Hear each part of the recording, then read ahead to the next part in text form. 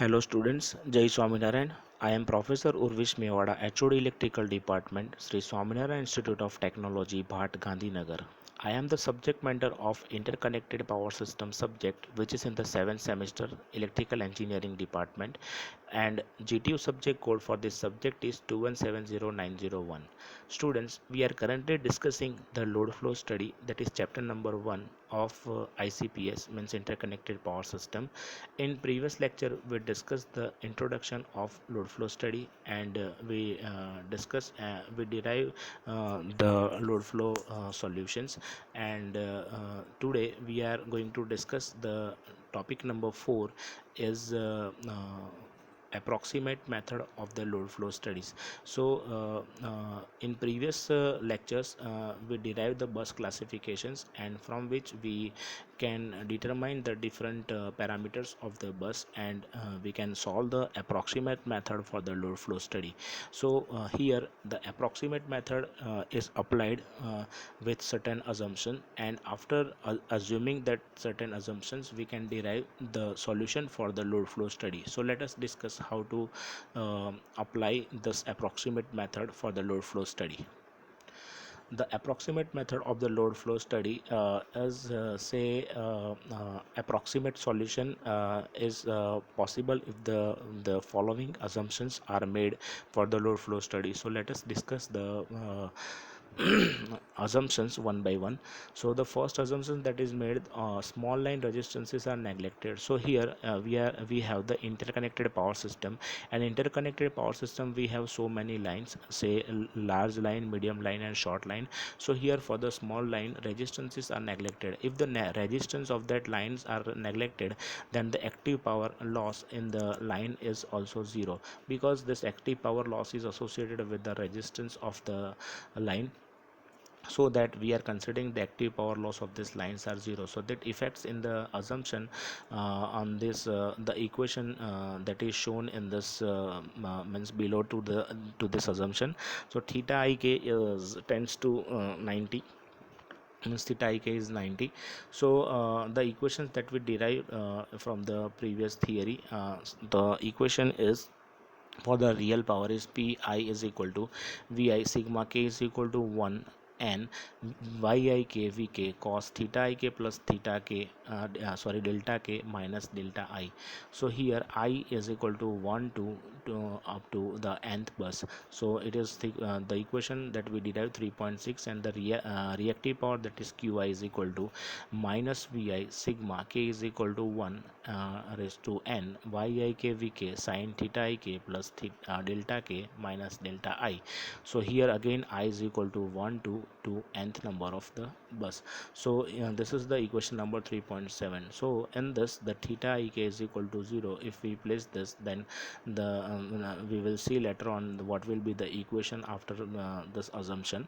And the second assumption that is made is voltage magnitude at various buses must be within limit. So here we have a certain limit on the say different buses, and we have number of buses in the interconnected power system. So here we are taking voltage magnitude at various bus within limit. So that will be useful while we calculate this approximate method for the load flow study, because if we keep voltage limit at the permissible limit, then means less I square r means losses, means temperature related losses will be minimized. Then the active and reactive generator power at different bus must be within the minimum and maximum limit. Again, as we have the set value of the voltage magnitude, we have the set value of the say active and reactive power on the particular buses. So here we are assuming that active and reactive generator power at different buses must be within the limit. So the fourth assumption that is made, total power generation must be equal to the total load plus losses. So it is obvious that if whatever the power we transfer, we include we transfer that power including the losses. So the power which are transferring in this load flow, so that is equal to the that is including to the loss. So the fifth assumption is the system stability consideration impose a limit on the maximum value with delta. So here delta is the phase angle, and on this phase angle the stability of the power system depends. So here we are keeping the value of the delta, so as we can maintain the system stability consideration, and we can operate the system smoothly. So here we consider the value of delta so as the system stability is maintained. Now the sixth assumption is all the buses other than the slack bus, means as we already studied in the bus classification, that we have the three type of buses. So except the other means all the buses other than the slack bus are considered as a PV bus. So the voltage magnitude at all the bus including the slack bus are specified. So that yes, that we have already assumed over here, that voltage magnitude of the various bus must be within the limit. So here we are considering all the buses having say voltage magnitude say it is specified. And the seventh assumption, that is the angle theta delta I is small, so that the sine delta I is equal to delta I. So here we are keeping the value of delta I as means uh, we set the value of delta I so as that we will get sine delta I is equal to delta I. So these are the assumptions that we are assuming for solving this load flow study using the approximate method. So after means putting certain means the above assumptions, the equation 3.6 and 3.7 can be rewrite as pi is equal to vi sigma k is equal to 1 to n yi k vk, and the in this equation the theta ik is say 90. That's why cos cos components over here, that is removed. So theta I minus theta k, so I is equal to 2 3 2 n. So for q, that the equation will become vi, and the sine component is replaced with the cos component. So vi sigma k is equal to 1 n yi k vk cos theta I minus theta k plus yii v I square. So this is the change, and these are the change that we are we get from this approximate equation for the load flow study by putting the theta ik is 90, and we get this equation of the power, active power and the reactive power, after certain assumptions that we made for the approximate method for the load flow study. So for after this topic, we have the next topic, that is various method for the load flow studies. So we have the various method for the load flow study solution. Generally we use this methods for the load flow solution. So these are the method. The first method is the Gauss iterative method. Second method is Gauss SEIDAL method. It is also called as GS method. Newton Raphson method, so it is also called NR method. Then decoupled load flow method, so it is also called DLF method. And fast decoupled load flow method, so it is also called FDLF method. So let us see this methods one by one, and say success means next to next presentation. So here we starting with the first, that is Gauss iterative method. So the first method is Gauss iterative method. Here iterative matlab means iteration, and iteration means it is say step by step solution, or we can say it is the trial and error method. So in this method it is used for the non-linear algebraic equations. So generally we apply this method for the solution which is having non-linear algebraic equations. And again, as I explained, that it is an iterative method. So it is a trial and error method, and provides a sufficiently say accurate numerical solution. So after certain means trial and error method, or we can say different iteration, or we can say successive steps, step by step solution, we will get the output, or we can say means output of the iteration of the method. Then the steps that involve in the steps that involved in the solving this problem is, the first step is Gauss means the initial guess the initial solution approximately. So first of all, we solve the given means equation, and we simplified that equation for the solution. Then this guess solution is used in conjunction with the original equation to compute a new and more accurate estimate for the solution. So again, that given we can say expression is simplified, and we can perform the successive iteration after this step. So the second estimate is used to find the third estimate. So from this step, we can say that the output of the third iteration is depending upon the output of the second iteration. Then after we can perform the successive iterations, and once we get this process is continue until the difference between the successive estimate is extremely negligible. So until we'll get the similarity between the answer of say last two means output, or we can say solution of the iteration, we perform this process. So that's why it is called the trial and error method. Now let us more clear this Gauss iterative method using one example.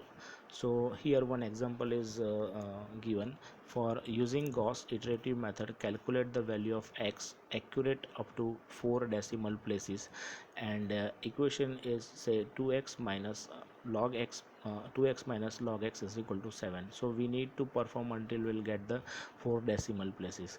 So the solution in the method means flow chart, it is given that the guess the first is guess the initial solution approximately. So we are giving the initial solution. So this is the initial solution. So 2x is we are making 2x as a subject. So the equation will become 7 plus log x. So x is equal to 7 plus log x divided by 2.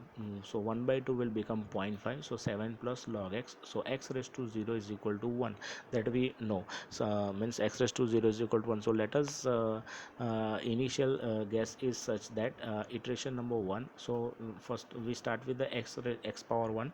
So in this equation we put x power 1. So x power 1 is equal to x raised to 0 is equal to 1. So here we place this value x raised to 0 is equal to 1, means this answer we put over here. So the in this log 1, so 0.57 plus log 1 is equal to 3.5. And iteration number 2, we put the value of iteration number 1 so over here. So log 0.5 7 plus log 3.5. So this will be the answer of this iteration number 2. Now answer of this is iteration number 2 we are applying into the iteration number 3. So we are placing this answer of iteration number 2 in the iteration number 3.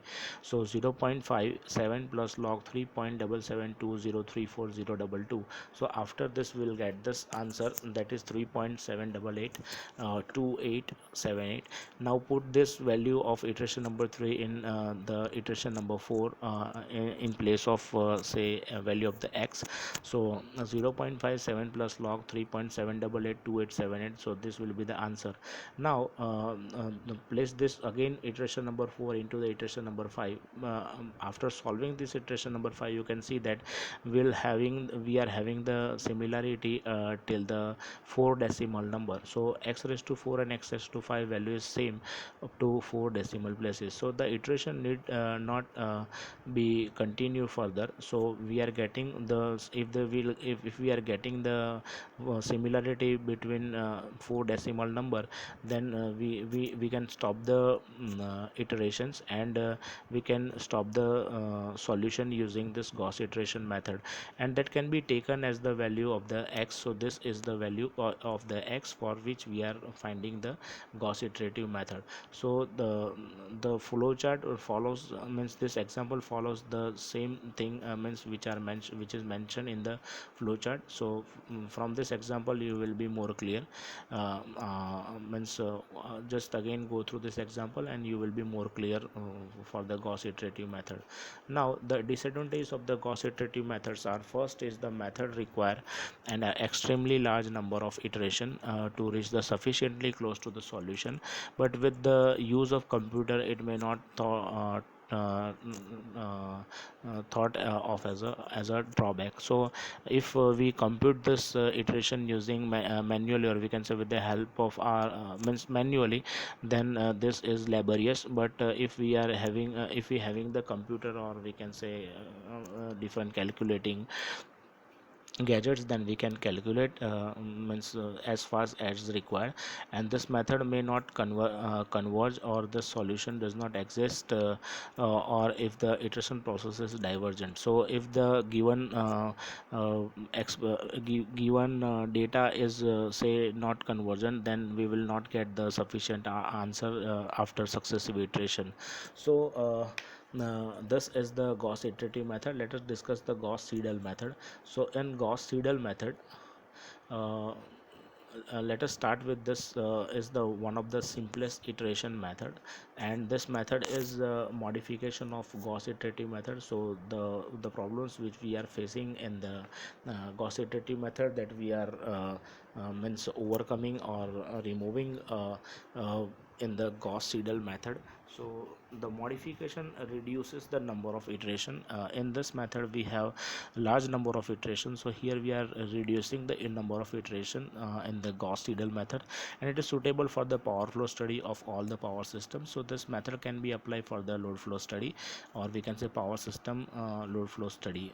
To solve the load flow problem by GS method, we consider two cases. The first case is when PV buses are absent, and second case is when the PV buses are present. So let us discuss this case one by one. So case number one, the first case is method when the PV buses are absent.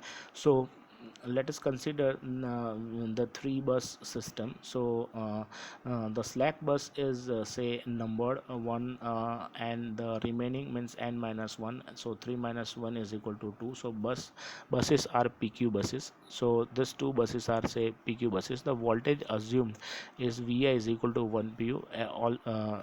That we already explained, that why we need to why we require means all the data in per unit, because that will become easy to solve the complex network. So after this we can say data given, we can write the equation related to this three bus system using matrix form. So for three bus system we have the three currents I1, I2 and I3, and voltages of all three buses are V1, V2 and V3. The admittance, or we can say the current is say I is equal to Vy. So the this is the multiplication of the voltage that is shown over here. So y11, y12 and y13 means y is the admittance of this particular the links of the links of the power system which are in this three bus system. So the equation after for the bus number 1 will be this is the multiplied V1. Suppose this is not over here, then this equation is y11, y12, y13, y21, y22, y23 and y31, 32 and 33. Now this V1 is multiplied with this matrix, then this equation will be y11 v1 y1 plus y12 v2 and plus y13 v3 is equal to I1. So this is the equation number 1. Similarly we can derive the equation for I2 and I3. So I2 will become y21 v1 plus y22 v2 and then y23 v3. And the equation number 3 is y31 v1 plus y32 v2 and y33 v3. So after this, in general we can write II is equal to sigma k is equal to 1 raised to n yik vk. Here we are considering the bus to the nth number of bus, means bus to the link next consequent buses. So I is equal to 1 to nth number of bus. Now general expression of the complex power that we had already derived, S is equal to P plus JQ. In this we are taking V I as I means S is equal to VI conjugate.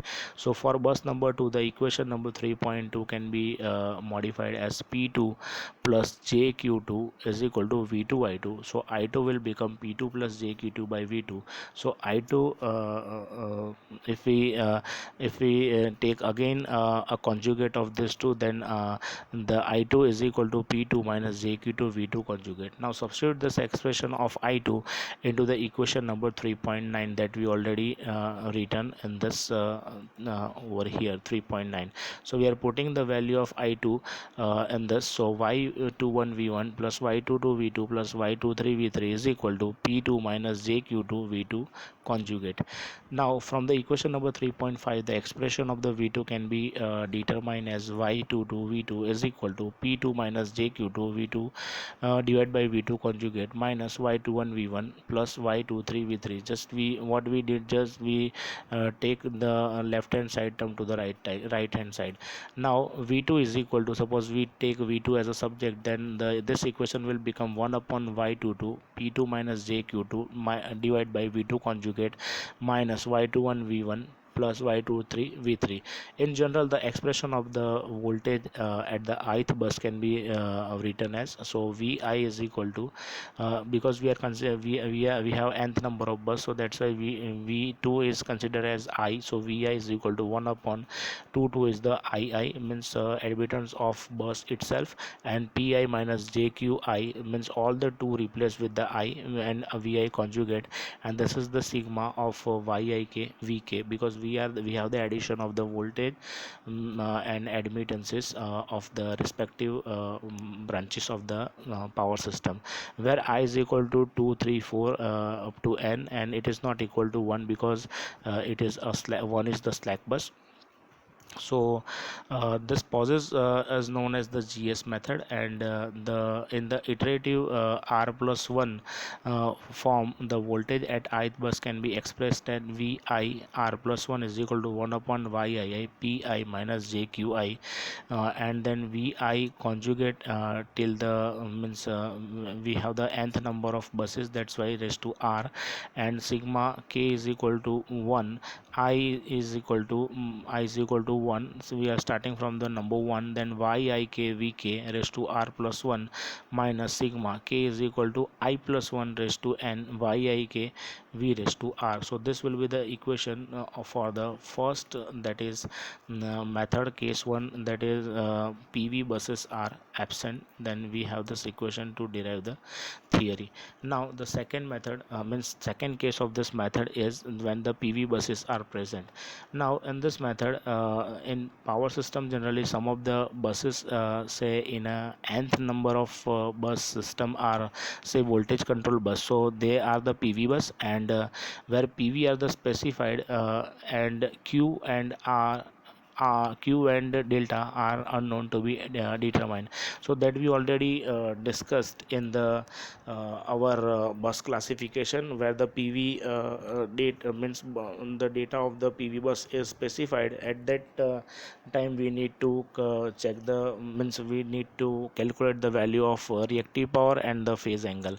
Now let us let the buses be numbered as I is equal to 1, that is slack bus, and I is equal to 2 3 raised to m. So PV or voltage control bus, and I is equal to m plus 1 m plus 2 to n, that is PQ bus. Now for the voltage control bus, the voltage of the bus Vi must be equal to the specified voltage Vi specified. So we require this means the condition that must be satisfied, that voltage magnitude Vi must be equal to the voltage magnitude Vi specified. Now the maximum and minimum reactive powers at this buses are also specified, and check the reactive power condition. It lies between the limit, then the power flow is proper. So that is the assumption that we made in the approximate method, but here we are applying that we need to keep proper limit, or we can say we keep proper active power and reactive power limit, so that the power flow will become proper. And thus the condition to be satisfied as that Vi is equal to Vi specified, where I is equal to 2342 m, and Qi minimum is less than Qi and less than Qi maximum. So here we have the means specified limit of the reactive power of different buses, and that for I is equal to, that is 2342 m. Now, second requirement may be violated if the specified bus voltage Vi specified is either too high or too low. If the voltage specified, say value of the voltage specified is not within the limit, or we can say minimum, so this can affect the second condition that we put to derive this solution. So it is to be noted that it is possible to control Vi only by controlling the Qi. So whenever the Vi is not specified, so we cannot control the Qi. So Qi lies between the minimum and maximum limit Qi. So from the equation number 3.5 that we already derived, so Qi is equal to minus Im. So this Im indicates that imaginary part, and in the bracket Vi conjugate sigma k is equal to 1 raised to n Yik Vk. So where the symbol Im means the imaginary part of the network, means imaginary part of the solution.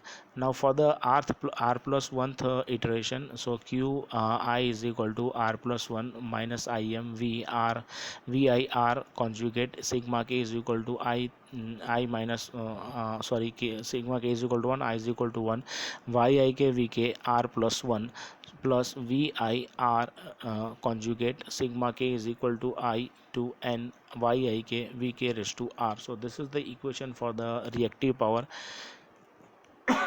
after putting certain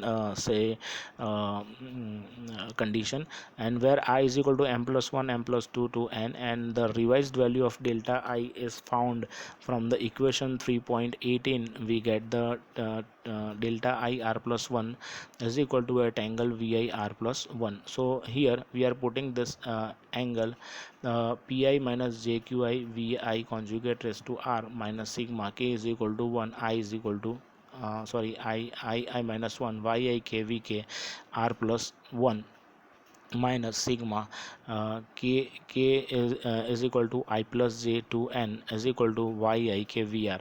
So from this we can put this angle, and we have this value, so we are putting the value of Vi r plus 1 from the previous case over here. Now we are solving this means above equation further, then angle Pi minus jqi Yi V conjugate r, so minus sigma k is equal to 1. So this is the means solution of the previous means equation that we derive in the quick case number 2. So here it is further solved from this case over here.